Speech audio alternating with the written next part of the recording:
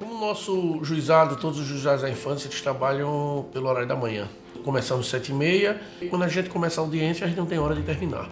Além de buscar o resgate do menor, a gente sempre tem um trabalho junto à família do menor. Tenho essa convicção comigo que todos os menores que tiverem problemas socioeducativos, eles são recuperados. Um juiz ele tem que ter essa sensibilidade, e ele só pode ter essa sensibilidade se ele participar da sociedade. Se o juiz de direito ele não for cidadão participativo de uma sociedade, ele não vai ter noção do direito social.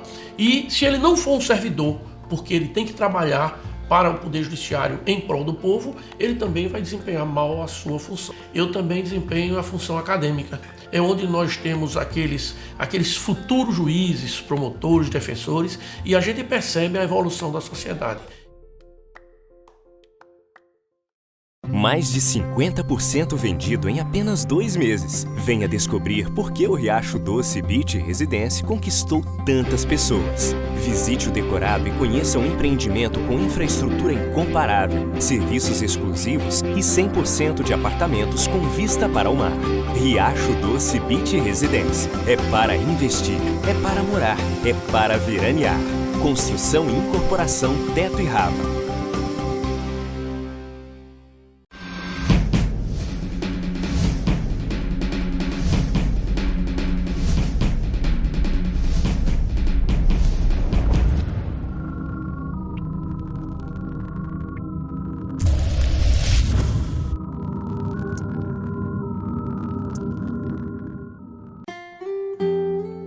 Brinde seu sonho com excelência.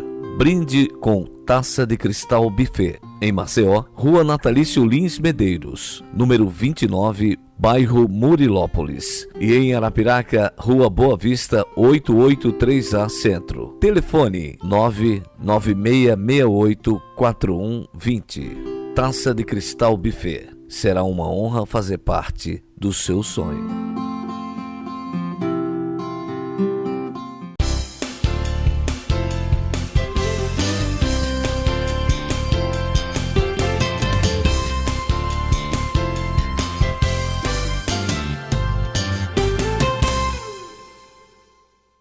Ok, gente, voltamos ao nosso...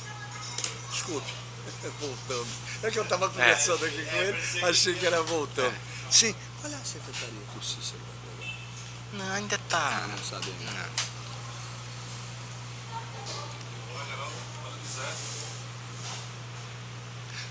Alô, meus amigos.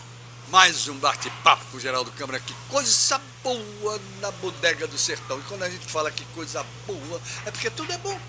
Tudo é bom aqui, a gente estar aqui, a comida, tudo é bom demais, gostoso demais. Como bons são os meus entrevistados. Esse eu não me canso de entrevistar e sempre volta, porque nós sempre temos assunto para conversar e o público telespectador tem sempre o que aproveitar com ele. Hoje ele vive o papel de presidente da Algás. Para mim é um dos melhores economistas que a gente conhece, que tem notícias aqui, porque é minucioso, aquele economista que vai fundo, que vai querendo saber exatamente a história de cada coisa. A história de Alagoas ele conhece todinha com profundidade, da economia de Alagoas. Então é sempre bom conversar com Arnaldo Cavalcante, o atual presidente da Algás. Tudo bem, Arnaldo?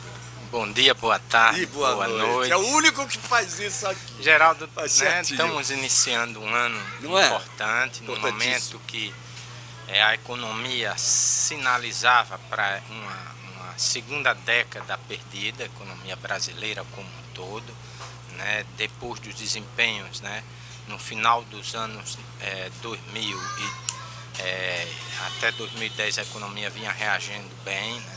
Do meu ponto de vista,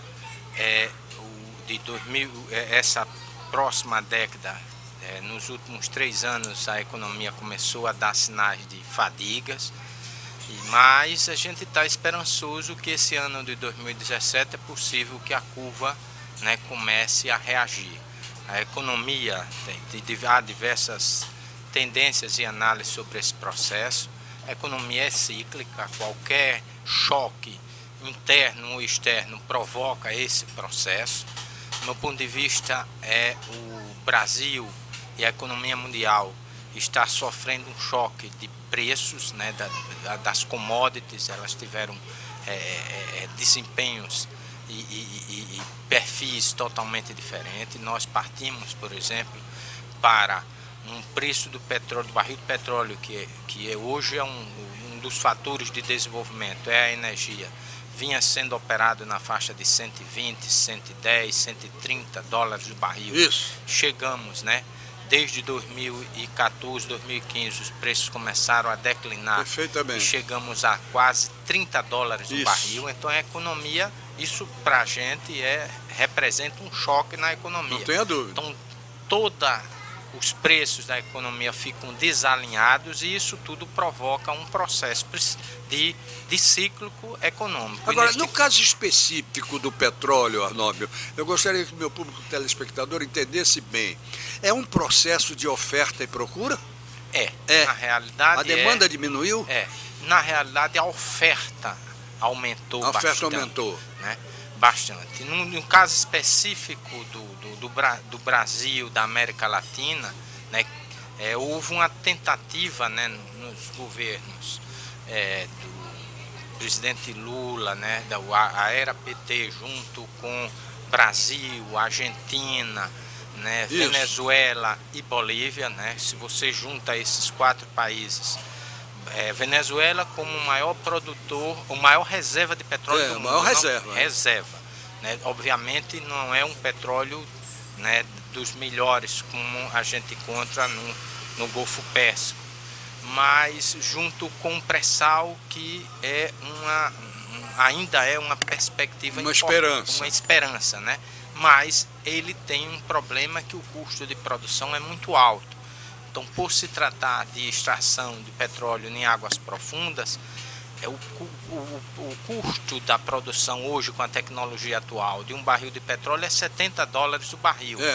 Como a economia vinha andando, ou vinha ofertando petróleo, o barril de petróleo a 130, representava um bom negócio. Claro.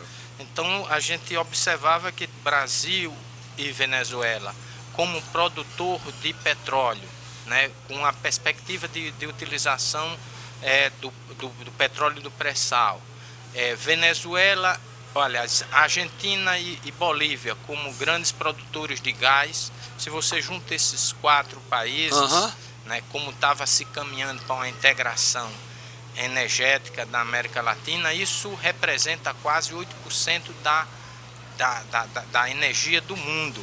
Então jamais seremos, né, Estados Unidos, que detém não pela produção, mas do comércio, né, do negócio petróleo, e a Rússia, né, a antiga União Soviética, detém o negócio do gás, e como a matriz mundial de energia, esses 2 elementos, petróleo e gás, juntamente com carvão, representa quase 80%, né, da matriz energética mundial. Quando chegou um agente novo, né, essa ideia da República Bolivariana na América Latina participar desse processo, uma das análises que se tem dessa crise é que realmente alguém estancou esse processo. Ou desestabilizou. Desestabilizou. Perfeito. Quando o preço do petróleo caiu a 30, o pré-sal se tornou inviável. Exatamente, hoje, exatamente. né? Se você olha os últimos planos, né, Pedro Malano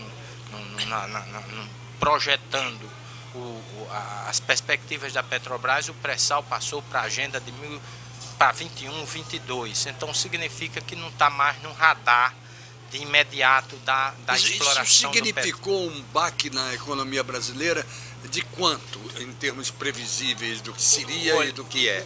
Só no negócio, se coloca, por exemplo, no último balanço da Petrobras, se fala em 106 bilhões, 108, né, algo nesse sentido, né, que foi o prejuízo da Petrobras com esse processo da Lava Jato, com essa parada. Mas se a gente for olhar os números e se atentar aos números, né, só do negócio petróleo, com essa queda do petróleo, provocou quase 100 bilhões. Então, o grosso do prejuízo da Petrobras foi justamente esse desalinhamento de preço. Muito bem. Que todo mundo coloca como se fosse, não, o prejuízo foi pela questão política. Claro, teve uma componente, lógico. mas não representou significativamente como representou esse desalinhamento do preço do petróleo. Agora, como é que você analisa a perspectiva nova dessa Petrobras que está se tentando renovar e que agora, essa semana mesmo, as pessoas, os economistas na televisão, em todo lugar, faziam análises de que as ações já estão subindo, de que ela está recobrando por quê? Na realidade, há várias teses sobre esse momento. Uma é que a gente vinha caminhando para um processo. A Petrobras foi quem criou a energia. Eu estou dizendo que falar em energia no Brasil representa a Petrobras, okay. Os governos, quando o Brasil partiu para um processo de industrialização, desde o governo Getúlio Vargas, quando implementou a saída do modelo agroexportador. Perfeitamente. E entrou no processo de industrialização, um dos elementos importantes se deu a partir da produção de energia. Não foi à toa que nasceu Petrobras, exatamente. Nasceu Eletrobras, todos. Ou seja, todo um sistema energético que é o vetor de desenvolvimento industrial, tem que partir pela energia. Claro. Então, esse foi o caminhar do Brasil. E vinha se trabalhando desde os 2000, o governo, por exemplo, vinha trabalhando na ideia de uma integração energética, um grande produtor de energia, e tendo com o viés petróleo e gás a Petrobras. Então, há alguns entendimentos por parte dos economistas que, na realidade, toda essa crise, na realidade, foi induzida para você poder entrar novos parceiros, por exemplo. O que o governo Lula, por exemplo, fez quando obrigou, determinou que parte do lucros do petróleo do pré-sal tinha que ser investido na educação, os grandes interesses, as grandes petrolíferas, não se sentiram à vontade para investir. Mas isso foi o caso do Japão. Se a gente for analisar o Japão, o Brasil, como tem um déficit de capital humano muito grande, ele necessitava investir em educação, que é a saída do Brasil. A única saída. Então, havia uma obrigatoriedade. O capital internacional e o capital financeiro não tiveram grandes interesses nisso. Muito bem. Agora, essa obrigatoriedade era só no pré-sal. Só no pré-sal. Você observa que tinha que ter a participação da Petrobras nesse processo. Okay. Então era um modelo estatizado. Perfeito. Há pouco mais de 2 meses, o próprio Congresso já derrubou essa obrigatoriedade. Tanto que a ONU já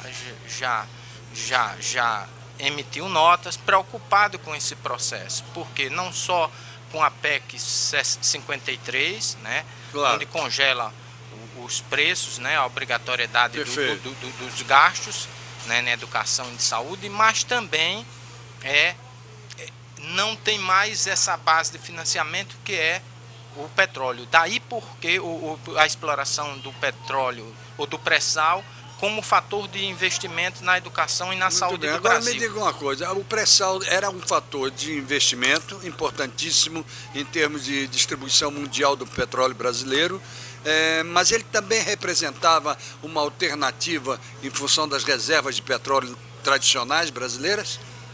Na realidade é um outro momento. A entrada do pré-sal, que não tem, hoje aí os campos não estão totalmente definidos, será no Brasil, no futuro, quando eu não acredito que a gente vai continuar praticando. Os preços, como você colocou, já começaram a reagir. Hoje o barril já está a $50 no Brasil, barril. Mas, por outro lado, o Congresso já tirou a obrigatoriedade de se investir na educação no Brasil. Exatamente. Em educação. Logo, isso para o retorno do investidor estrangeiro? Justamente. Então, a gente já observa que a Petrobras ela vai ter um papel, aí, eu não sei como a sociedade vai reagir, mas ela não toma mais esse papel preponderante. O que está sendo caminhado com a lei do gás, todo esse marco regulatório do petróleo e do gás, está levando para a Petrobras ter um papel menos importante nesse processo de alinhamento de energia. Então a gente está desmontando, ou pelo menos entrando no novo modelo, e algo que já foi construído desde a década de 30, Bom, que mas foi um processo... aí fica uma pergunta para logo depois dos comerciais, em função disso que você falou. Ora, se a Petrobras modelo desde 1930 começa a deixar de ser o modelo, não só energético, mas o modelo de fator de desenvolvimento econômico desse país, quem a substituirá no futuro? Ou o que a substituirá no futuro nas suas atividades? Vou pedir licença a você e vou até os nossos comerciais. Lembrando que de 15 em 15 dias nós vamos ao Filé do Zezé fazer o bate-papo. Filé do Zezé, que é ali na Rua do Maicai e que tem a feijoada aos sábados, está de primeira, R$17,90 por pessoa, muito boa, muito bem servida. Você tem ostra viva, caprichada, garantida. Você tem à noite rodízio de pizza. Você tem um cardápio maravilhoso, música ao vivo e por aí vai. Hoje nós estamos na Bodega do Sertão, como você já sabe, maravilhosamente bem atendidos também. O Riacho Doce Beach Residence, que é um empreendimento com 303 apartamentos, todos com vista para o mar, da Teto e da Rava, que ainda está com unidades à venda. Algás, não vou falar da Algás não. Vou deixar que o presidente da Algás fale da Algás Conforto, aquela lojinha maravilhosa onde esse mês nós vamos fazer um Almoçando com a Notícia lá. Já combinei com o Felipe Guimarães, vamos fazer um Almoçando lá, como já fizemos vários. A Ecoprime, que é uma loja ali na Deputado Zelage, que lava o seu carro com meio litro de água, ele devolve novinho em folha. E o Buffet Taça de Cristal, nosso novo grande parceiro no Almoçando com a Notícia. Você no intervalo vê o comercial do Buffet Taça de Cristal. Voltamos já.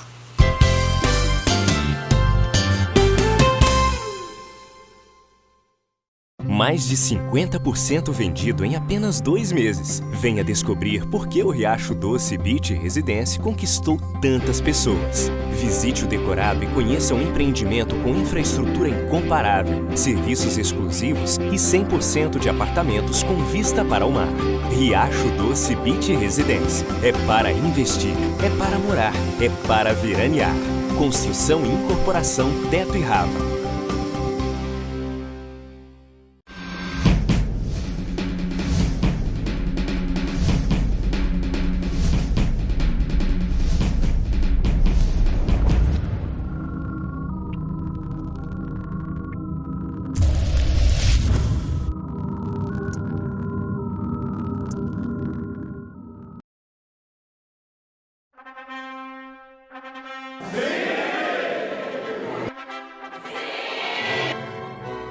O projeto Justiça Itinerante ele foi criado em 1997, já com esse intuito justamente de aproximação cada vez mais do Poder Judiciário em relação à sociedade. Nós levamos os serviços de documentação, casamento coletivo, aqueles processos mais simples que podem ser solucionados no único dia, e também um trabalho de parceria, com as universidades no sentido de levar oficinas dos cursos universitários num trabalho de extensão. Na realidade, não só os juízes, mas todo servidor público tem que estar o mais próximo do que produto final, que você vai prestar um serviço para a população, para a comunidade. Você está proporcionando cidadania, a gente vê o resultado, a gente fica extremamente gratificado.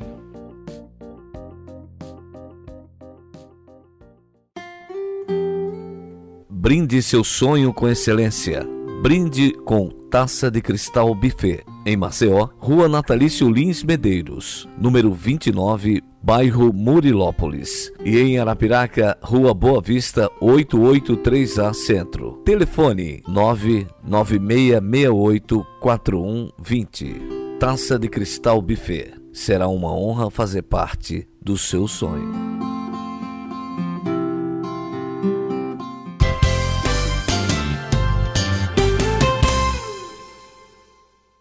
Muito bem, gente, voltamos ao nosso bate-papo com o Geraldo Câmara, conversando com o economista Arnóbio Cavalcante, também presidente da Algás no momento.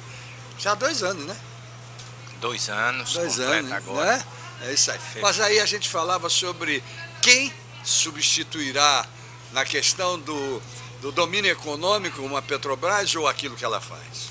Na realidade, o Brasil, eu diria que teve 3 grandes momentos. em termos de condução e de instrumento de desenvolvimento, né? O Brasil, desde a sua origem, né, nasce basicamente econômica, nasce com a exploração do pau-brasil, né, passando por diversos ciclos do açúcar, ciclo da borracha, ciclo do café, sempre apostou no ciclo industrial, ou seja, no agroindustrial.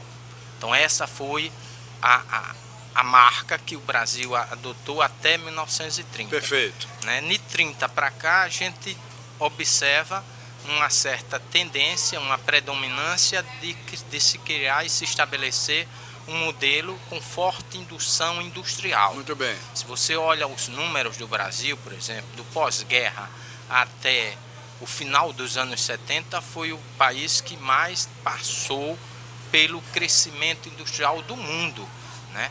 Passando inclusive pela época do milagre, onde a indústria brasileira cresceu quase 15% ao ano, ou seja, a gente teve todo um perfil de industrialização. Nos anos 80 a gente entra na década perdida, há uma redefinição de um modelo, mas o que a gente parte agora, ou seja, há uma sinalização, o processo que a gente vê é que o novo ainda não nasceu, nem o velho morreu totalmente. Precisa então, haver uma combinação entre eles. Precisa um estabelecimento que estamos vivendo hoje, mas, ou seja, o governo está sinalizando para um processo mais liberal, ou seja, o capitalismo ele tem normalmente dois vetores de financiamento. Ora, ele tem como marca a industrialização, isso, o capitalismo moderno, ora tem como sustentáculo o capital financeiro. Muito bem. Aí então, você chegou onde eu queria lhe perguntar. Nós estamos caminhando para voltarmos a ser um país mais monetarista do que produtivista?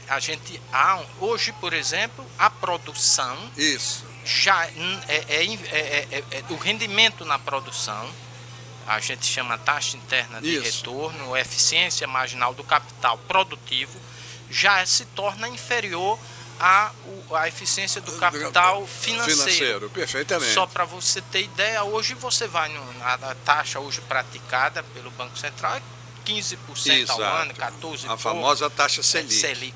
Isso, na realidade, poucos investimentos produtivos têm uma rentabilidade como essa. Agora, como economista, explica para o nosso telespectador, a manutenção da taxa Selic a índices tão elevados, até que ponto tem a ver com o segurar a inflação? Ela comprime o consumo, porque você não vai buscar financiamentos e isso, na realidade, provoca uma redução no processo inflacionário, porque a demanda por produto diminui. Perfeito. Por outro lado, a gente está também provocando o aparecimento de déficits públicos cada vez maiores. Sem dúvida. Porque quando a gente fala o governo precisa diminuir o déficit público, hoje está na agenda do dia, né, a redução do déficit público. Se você olha o déficit nominal brasileiro, 80% do déficit brasileiro é decorrente dessa alta taxa de juros. Então, o déficit ele é provocado, ora, pelo déficit primário, ou seja, o que você gasta é o que arrecada em produção, mais o custo da dívida. Hoje o custo da dívida representa 80% do déficit brasileiro. Agora vamos provocar você, enquanto economista, num outro tipo de déficit que existe hoje, tão falado nesse país, e que tem que ter uma incidência na economia brasileira, que é o déficit da corrupção, provocado pela corrupção. Na realidade eu vejo que... Que índice é esse? Quanto é? Na realidade a sociedade está caminhando, né? Isso deve, né, pelo menos os números estão colocados aí, já é algo substancial. Perfeito. Isso também provoca, né, queda de investimentos. Claro. Né? Quando se estabelece o índice, né, de confiabilidade do Brasil, o Brasil perdeu bastante nesse processo, mas eu acredito que a sociedade vai caminhar para cada vez mais colocar isso também no déficit. Hoje não tem ainda um indicador. Pois é. Isso representa apenas a classificação do país num contexto mundial. Mas eu acredito que no futuro Mas se isso fosse, vai representar pois é. algo significativo. Significativo. Né? Por quê? Porque as pessoas, entre os aspectos do desenvolvimento e do investimento está a confiabilidade, ou seja, a preservação dos contratos. E quando esse índice é muito grande, o índice de confiança cai bastante. É verdade. Então, hoje também a gente vai, a sociedade vai caminhar e hoje o que a gente assiste, né, com as saídas nas ruas, né, clamando por um novo modelo de justiça, né, social, né, de zelo, né, dos gastos públicos, provavelmente eu acho que a gente vai caminhar. Mas se a gente pudesse indicador. retroceder, a gente chegaria a um custo Brasil impressionantemente sacrificado pelo custo corrupção.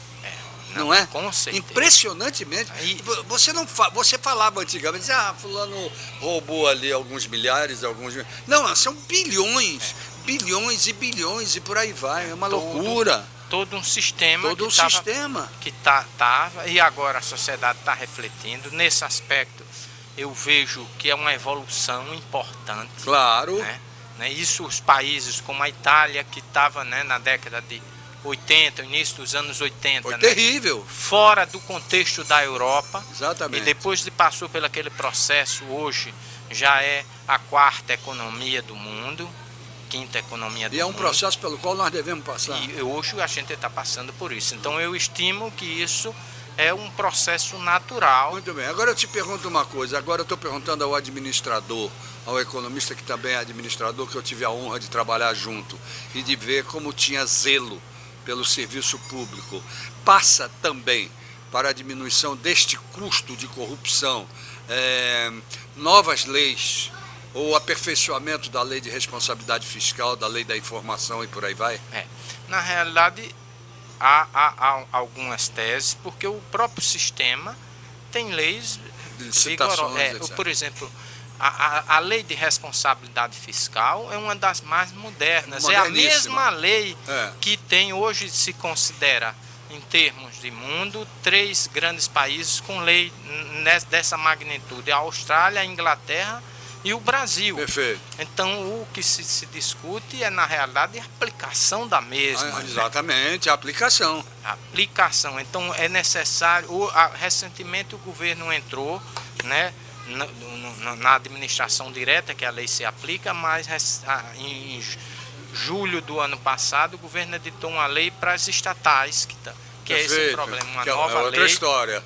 Uma nova lei, na realidade, trabalhando com isso. Então, a gente tem importantes leis no tocante a essa questão.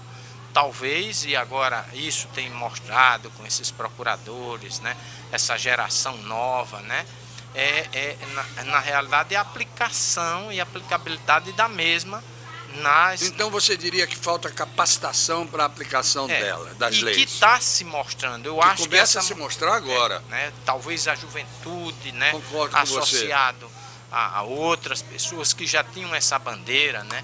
Hoje você coloca, né, o Ministério Público nas pesquisas que se coloca como o órgão de maior credibilidade, né, do país. Então isso tudo é em função da tentativa de uma... Mas você tem também um executivo velho. Esse executivo velho me parece ainda muito responsável pela morosidade e o que provoca uma burocracia maior ainda e vai ao encontro da lei das licitações, da responsabilidade fiscal, que podia ser muito mais rápida do que é. Eu vou lhe dizer o seguinte: nós, por exemplo, como estatal, já nos enquadramos na lei 13.303, que é a nova lei. Ela nos deu uma agilidade importante. Muda tudo, né? A gente que participou, você participou, né, Geraldo? Na administração direta, que é a 8666, e quando eu pego a lei 13.303, muda tudo, inclusive, como você disse. Então, nesse aspecto, a gente precisa, em termos de gestão, o país precisa eu acho muito importante que a gente discuta a lei 13.303. 13.303 seria a nova lei de licitações para as empresas estatais. Eu acho que a nova lei de responsabilidade fiscal. Eu acho que a gente podia fazer um programa com mais gente, talvez até lá o programa que a gente vai fazer lá, discutindo essa nova lei, dando o exemplo dela. Justamente. Nós já estamos praticando. Vamos fazer isso? E temos, Geraldo, muito interessante, 2 anos para se adequar.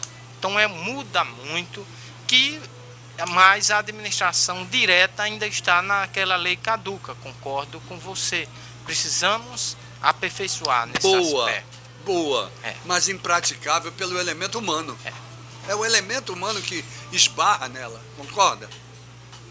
Esse é o economista Arnaldo Cavalcanti. Você pode ficar aqui 2 horas discutindo com ele sobre economia. Olha, você repararam que a gente não falou da Algás hoje? Na realidade, a gente falou agora, no final, mas a gente não falou da Algás. Não é por nada, não. É porque ele tem tanto a somar, tanto para dar, que a gente também tem que aproveitar isso, sabe, Arnaldo? E esse programa, ele suga você um pouquinho, porque não é a toda hora que o telespectador tem a oportunidade de ouvir coisas como essa. Por exemplo, há uma nova esperança no ar, uma lei 13.303, que muda o sistema de licitações nas estatais e que pode mudar no futuro o sistema da administração direta. Justamente. Não é verdade? É verdade. Obrigado por ter vindo. E a promessa de que vamos fazer esse programa. Obrigado, Geraldo. Espero que os telespectadores tenham não tenho dúvida interagido. Foi muito dinâmico. Né? E obrigado mais uma vez. Que isso. Isso aqui manda. Obrigado a vocês também que estiveram conosco até agora. Até amanhã, se Deus quiser, com mais um bate-papo com o Geraldo Câmara. Obrigado, gente. Tchau.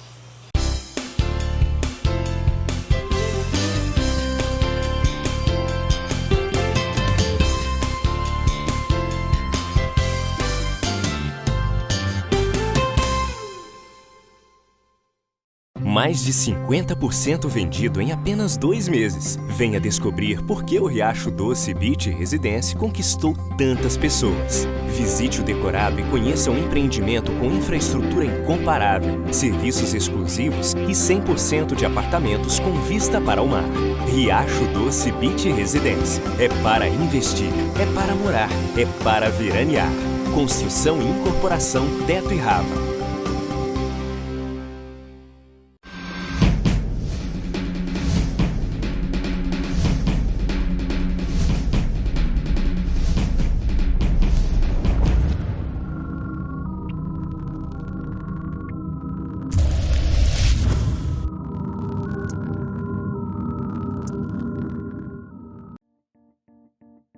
O Núcleo de Promoção da Filiação é uma estrutura existente dentro do Poder Judiciário com o objetivo de fazer o reconhecimento de paternidade de filhos nascidos basicamente fora do casamento. A coleta de DNA é feita de uma forma bastante simplificada. Nossos funcionários são treinados para fazer a coleta a partir da saliva. Sendo positivo, será feito o registro dele para que ele possa obter todos os direitos decorrentes da filiação. Atendemos também a uma população de mais de 80% das pessoas sem renda ou com renda inferior a um salário mínimo. E todos os procedimentos do núcleo, eles são gratuitos. Nós trabalhamos com as informações dos cartórios, trabalhamos com a demanda das escolas, buscando os alunos sem paternidade reconhecida. Temos a demanda espontânea, todas as maneiras possíveis que a gente possa promover a filiação, lá nós estaremos.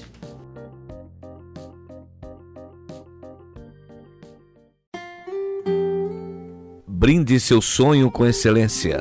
Brinde com Taça de Cristal Buffet. Em Maceió, Rua Natalício Lins Medeiros, número 29, bairro Murilópolis. E em Arapiraca, Rua Boa Vista, 883A Centro. Telefone 996684120. Taça de Cristal Buffet. Será uma honra fazer parte do seu sonho.